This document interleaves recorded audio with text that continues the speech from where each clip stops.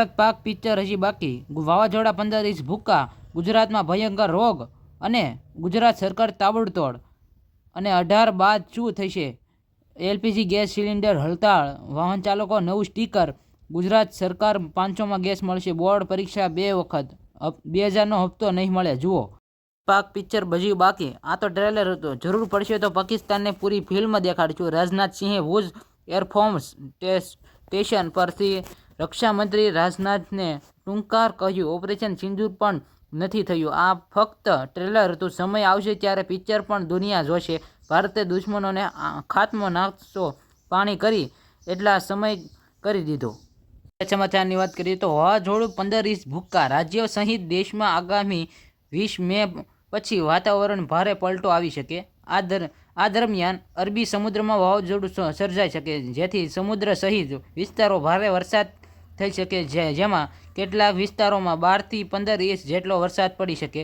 18-19 મેના રોજ અંદમાન સમુદ્ર શંકાવાતી પરિભ્રમણ, 22 મે સુધી ઓછા દબાણમાં ક્ષેત્ર ફેરફાર થઈ શકે.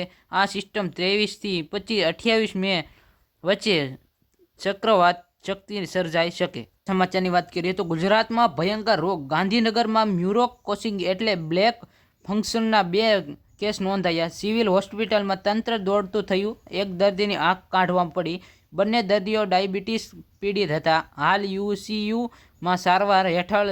સિંગાપોર કોવિડ-19ના કેસો પણ ઝડપથી વધારો થયો. આરોગ્ય તંત્ર અહેવાલ મુજબ 3 મે સુધી 28% વધારો થયો. કુલ કેસોની સંખ્યા લગભગ 14,200ની થઈ ગઈ છે. સમાચારની વાત કરીએ તો છેલ્લા કેટલાક સમયથી યુવા રીલ બનાવવા ગેલછાલમાં હથિયાર ઉપયોગ કરી રીલ બનાવે છે, જેના કારણે તેઓ જેલ જવાનો પણ વારો આવી શકે. અને પોલીસ કાર્યવાહી કરતા છતાં બેખોઈ યુવાનોએ રાતોરાત ફેમસ સાથે હોડ હથિયાર સાથે રીલ બનાવે છે.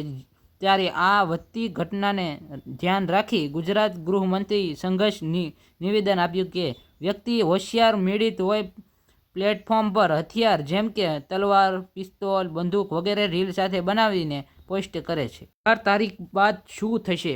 સમાચાર એજન્સી એએફપીના સપોર્ટ પ્રમાણે પાકિસ્તાન વિદેશ મંત્રી ઇરાક ડારનું મોટું નિવેદન સામે આવ્યું છે, જેમાં તેઓ જણાવ્યું કે ભારત-પાક સૈન્ય યુદ્ધ વિરામ 18 મે સુધી જ.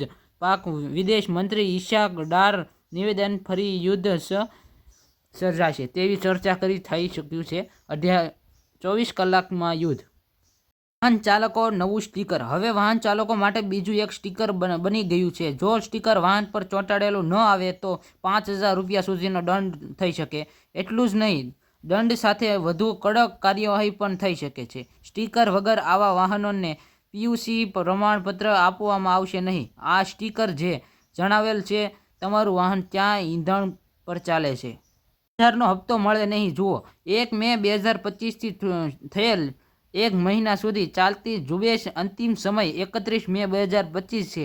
ઝુંબેશ પાત્ર પરંતુ બાકી રહેલા ખેડૂત પરિવાર નોંધણી કરવી જોઈએ.